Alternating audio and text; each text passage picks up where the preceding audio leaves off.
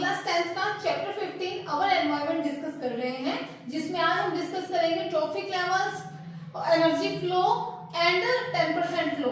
इन topics को हम discuss करेंगे। इसके पहले के पार्ट्स की वीडियोस चैनल पर अपलोडेड है, आप उसको देख सकते हैं। तो ट्रॉफिक लेवल क्या है? जो ट्रॉफिक लेवल, एनर्जी फ्लो, 10% लो हम इसमें डिस्कस करने वाले हैं, वो सभी इंटरकनेक्टेड है। तो हम बेसिक से स्टार्ट करते हैं कि ट्रॉफिक लेवल्स क्या है, पहले वो समझेंगे। The various steps in a food chain at which transfer of energy takes place. Food chain के वेरियस स्टेप्स, जितने भी स्टेप्स हैं जिनमें ट्रांसफर ऑफ एनर्जी होता है, उसको बोला जाता है ट्रॉफिक लेवल। जैसे हमने फूड चेन स्टडी किया था, जिसमें हमारे सबसे पहले मान लो ग्रास था, ग्रास को खाया इंसेक्ट ने, इंसेक्ट को खाया फ्रॉग ने, फ्रॉग को खाया स्नेक ने। ठीक है, जैसे ये हो गया, ग्रास हो गया हमारे प्रोड्यूसर्स, इंसेक्ट हो गया जो कि ग्रास को खा रहा है, घास को खा रहा है, यानी वो हर्बीवोर्स हो गए। अब फ्रॉग एक इंसेक्ट को खा रहा है, एक लिविंग बीइंग को खा रहा है, तो वो क्या हो गया? कार्निवोर हो गया। स्नेक सेकेंडरी कार्निवोर हो गया, क्योंकि वो एक और कार्निवोर को खा रहा है। तो ये थी हमारी फूड चेन। अब इसमें ये है ट्रॉफिक लेवल्स, जैसे कि producers, primary consumer, secondary consumer और हमारा आ गया टर्शियरी कंज्यूमर। ठीक है, तो इनको बोला जाता है ट्रॉफिक लेवल्स, जिसमें transfer of energy take place करता है, यानी जिसमें ट्रांसफर ऑफ एनर्जी होता है, उसको बोलते हैं ट्रॉफिक लेवल। फूड चेन के वेरियस स्टेप्स, ठीक है, प्रोड्यूसर्स आया, फिर primary consumer, secondary consumer, tertiary consumer. इसको बोलते हैं एनर्जी फ्लो। ठीक है, इसमें से एनर्जी का फ्लो होता है। अब एनर्जी का फ्लो कैसे होता है? एनर्जी का फ्लो होता है जैसे प्रोड्यूसर ने तो खाना कैसे बनाया, जो प्रोड्यूसर है वो कौन है? हमारे ग्रीन प्लांट्स। प्रोड्यूसर्स है हमारे ग्रीन प्लांट्स। ग्रीन प्लांट्स अपना खाना कैसे बनाते हैं? ग्रीन प्लांट्स अपना खाना बनाते हैं फोटोसिंथेसिस से। फोटोसिंथेसिस से अपना खाना बनाते हैं। अब फोटोसिंथेसिस कैसे होता है? सनलाइट और वाटर के प्रेजेंस में और CO2 के प्रेजेंस में। तो जो प्रोड्यूसर्स ने अपना खाना बनाया, उसमें मान लो हमने सबसे ज्यादा एनर्जी उसको दी सन में। ठीक है, पानी मिल जाता, बाकी मिल जाता, लेकिन सन सबसे इंपॉर्टेंट पार्ट है उसका। तो जो प्रोड्यूसर्स ने खाना बनाया, उसमें से उसे एनर्जी कहां से ली? सन से।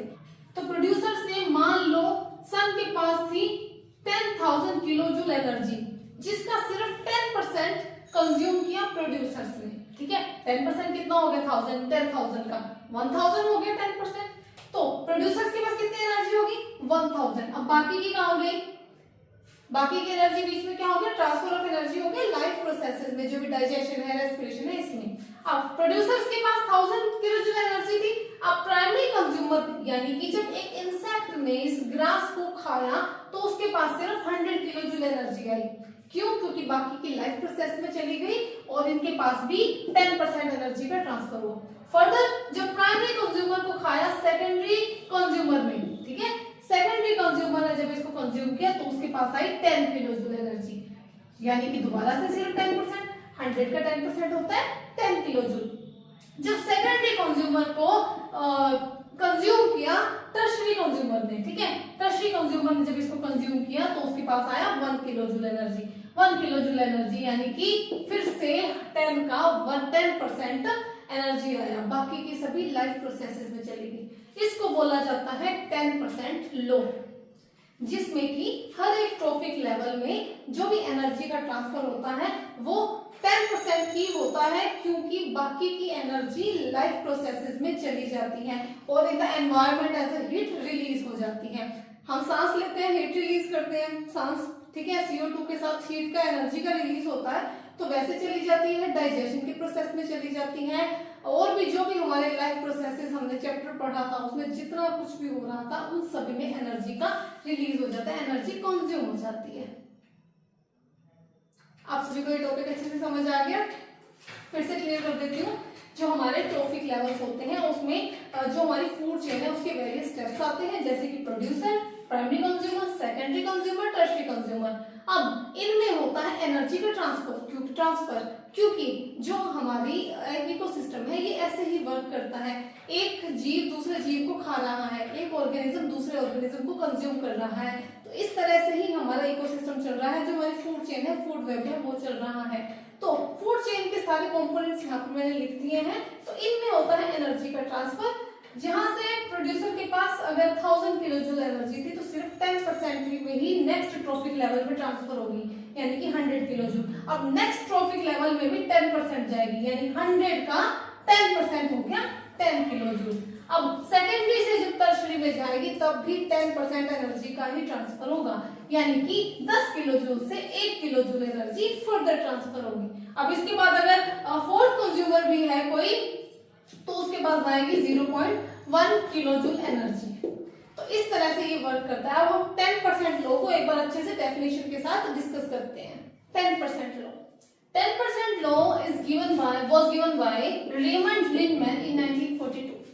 1942 में रेमंड लिनमैन ने इस लॉ को पास दिया था। जो 10% लॉ है वो क्या कहती है? 10% law states that only 10% energy is transferred from one trophic level to next। तो जो भी हमारे ट्रॉफिक लेवल थे, जो हमारे सबसे पहले प्रोड्यूसर थे, उसके बाद हमारा कंज्यूमर आया, फिर प्राइमरी कंज्यूमर, फिर सेकेंडरी कंज्यूमर आया, फिर टर्शियरी कंज्यूमर आया। तो ये जो हमारे ट्रॉफिक लेवल्स थे इसमें जो एनर्जी का ट्रांसफर होता है only 10% of energy he transfer की जाती है। जैसे कि 100 किलो जूल ऑफ एनर्जी है, इधर 100 किलो जूल ऑफ एनर्जी है प्रोड्यूसर के पास, फिर इसके पास आ गई 100 किलो जूल, 10% की गई है उधर, फिर 10 किलो जूल, फिर 1 किलो जूल। ठीक है, समझ आया आपको कि जितने भी ट्रॉफिक लेवल्स हैं उसमें जब एनर्जी का ट्रांसफर होता है एक ट्रॉफिक लेवल से दूसरे ट्रॉफिक लेवल में तो सिर्फ 10% एनर्जी ही आगे पास ऑन होती है। बाकी की कहाँ गई 90% एनर्जी? वही प्रोड्यूसर के पास तो 1000 किलो जूल एनर्जी थी, उसने कंज्यूम की 100, बाकी की कहाँ गई? वो गई जो रिमेनिंग है 90% is lost during transfer, respiration and digestion.